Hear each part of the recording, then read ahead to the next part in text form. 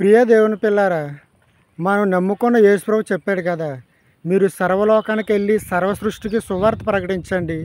నమ్మి బాప్తిసం పొందినవాడు రక్షింపబడును, నమ్మని వానికి శిక్ష విధింపబడును. అవును ప్రియ దేవుని పిల్లారా, ఒక ఆదివారం నాడు ఒక చర్చిలో వాక్యం చెప్తే సరిపోదు, దేవుని గురించి చెప్తే సరిపోదు. మనందరం సర్వలోకానికి వెళ్ళాలి, సర్వ సృష్టికి సువార్త ప్రకటించాలి. ఎవరైతే ప్రభు మాట విని ఆయన యందు విశ్వాసం ఉంచుతారో వాళ్ళందరూ రక్షించబడతారని వాక్యం సెలవిచ్చింది కదా. ఇదిగో ప్రియ దేవుని పిల్లారా, మరి బూరుపూడి గ్రామంలోని పోలవరం గొట్టుపైన కొన్ని గృహాలు ఉన్నాయండి. నేను వారి మధ్యకి సువార్తకి రావడం జరిగింది. మరి కరపత్రాలు పంచిపెట్టాం, దేవుని గురించి చెప్పాం, ప్రభుని నమ్మని చెప్పాం. చాలామంది కరపత్రాలు తీసుకున్నారు, దేవుడి గురించి అడిగారు, తెలుసుకున్నారు.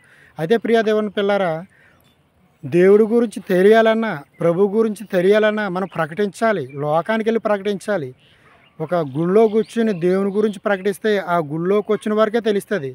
సువార్త అనేది ప్రతి గ్రామానికి వెళ్ళాలి, ప్రతి ఇంటికి వెళ్ళాలి, ప్రతి వ్యక్తికి వెళ్ళాలంటే ముందు మనం ఇంటి నుంచి బయటికి వెళ్ళాలి. ప్రియా దేవుని పిల్లరా, ప్రతి ఒక్కరం బైబిల్ చేత పట్టుకొని మనం నమ్మిన దేవుని గురించి, ప్రభుని గురించి, రాబోయే రక్షణ గురించి మనం అందరం తెలియజేయాలి. దేవుడు అదే కోరుకున్నాడు. అందుకే కదా ప్రభువును ఈ లోకానికి పంపాడు. యేసు ప్రభు కూడా ఈ లోకానికి వచ్చి సర్వలోకానికి సువార్త ప్రకటించమని మనకు చెప్పాడు. తన బ్రతుకున్న కాలంలో తన చుట్టుపక్కల ప్రాంతాలకి సువార్తను విస్తరింపజేశాడు. తర్వాత శిశువులకు అప్పచెప్పాడు. ఇదిగో ఈరోజు ఎవరైతే బాప్తీసం తీసుకున్నారో వారందరి మీద సువార్త ప్రకటించే భారం ఉంది.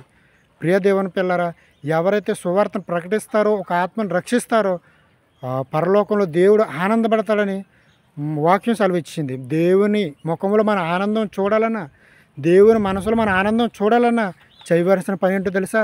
సర్వలోకానికి వెళ్ళాలి, సర్వ సృష్టికి సువార్త ప్రకటించాలి. మనం నమ్ముకున్న దేవుణ్ణి, దేవుడు మనకి ఇవ్వబోయే ఆ భాగ్యం గురించి ప్రజలకు చెప్పి వారందరినీ దేవుని వైపు మళ్ళించాలి. అదే దేవుడు కోరుకుంటున్నాడు. ప్రియ దేవుని పిల్లారా.